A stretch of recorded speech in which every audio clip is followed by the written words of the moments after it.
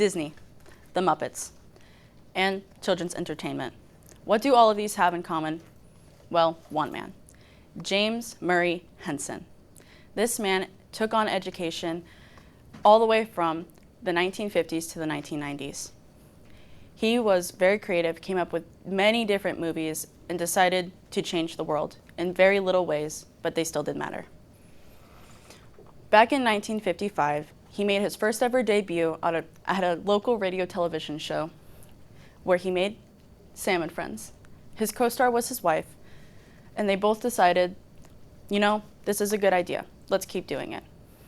Not only was Jim Henson and his wife both debuting, but also his best friend, Kermit the Frog. Kermit the Frog immediately took off and became one of his most popular and well-known characters. In 1969, Jim Henson made Sesame Street, where he had Kermit the Frog, originally the star, next to Elmo. When Jim Henson decided to create Sesame Street, he wanted to show diversity. He made the streets dirty, kind of glum, like sides of the street where you wouldn't want to go. He also had a diverse cast showing people of color and people with disabilities. He wanted to show kids that it is okay to be different, no matter your race, orientation, gender identity. He had many episodes in the first season showing illness, death, and even discrimination, among other things. He didn't face backlash himself, but Sesame Street did, and PBS Kids. But that didn't stop him or PBS Kids. They wanted to continue to show a message to young children and educate them. Oh, Jim Henson also later on decided to work on movies such as The Dark Crystal, Follow That Bird starring Big Bird, and his last film ever worked on, The Labyrinth starring David Bowie, Jareth the Goblin King. Sadly, in 1990, Jim Henson became ill with streptococcal toxic shock syndrome. He fought for a long time, but sadly passed away. His funeral was held, and it was large and televised everywhere. Sadly, he was also the voice of Kermit the Frog, so Kermit lost his voice for the day. So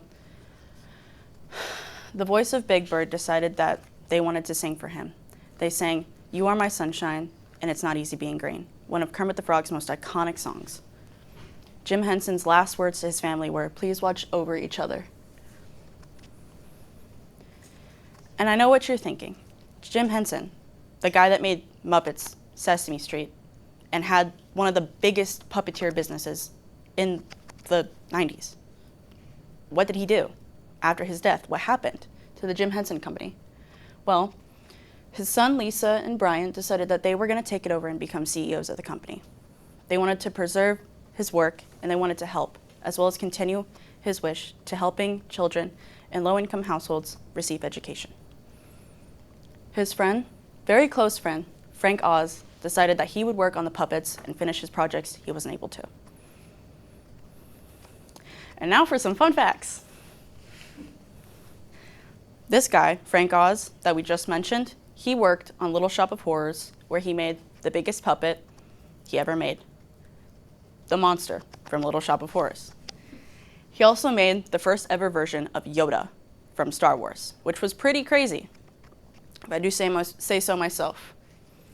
Also, another fun fact about Jim Henson, he destroyed his mother's favorite teal coat to make Kermit the Frog. He also took ping pong balls to make his eyes.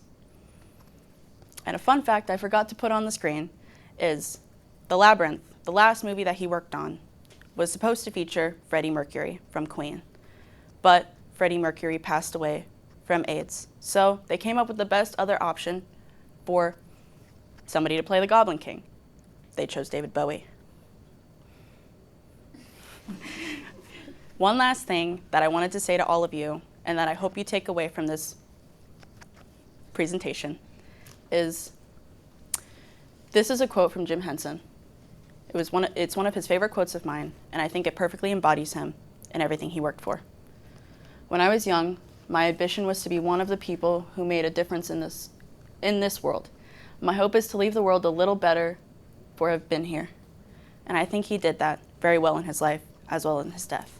Thank you so much for listening.